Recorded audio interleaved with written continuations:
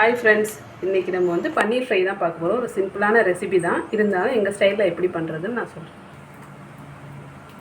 இதில் நான் என்னென்ன ஆல்ரெடி நான் பிரட்டி வச்சுட்டேன் மசாலாலாம். இதில் நான் என்னென்ன போட்டேன்னு சொல்லிடுறேன்.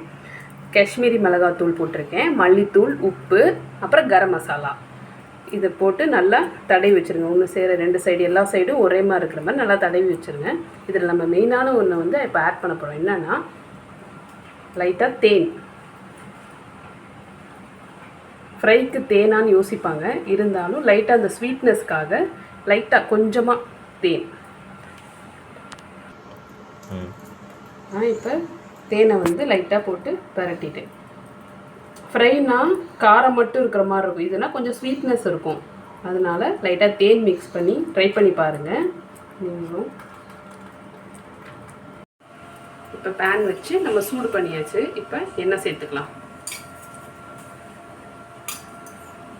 நான் ஒரு 3 ஸ்பூன் எண்ணெய் ஊற்றுறேன்.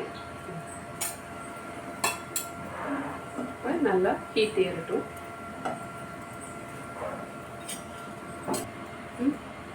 இப்போ நம்ம ஒவ்வொரு பன்னீர் பீஸஸை அதில் சேர்த்துக்கலாம்.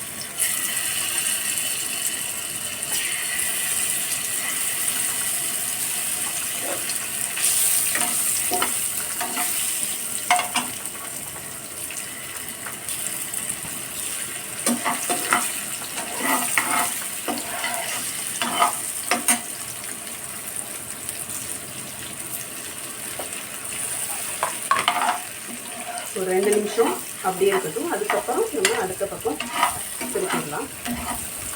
எல்லா சைடும் ஈவனாக ஃப்ரை ஆகிற மாதிரி பார்த்துக்கோங்க.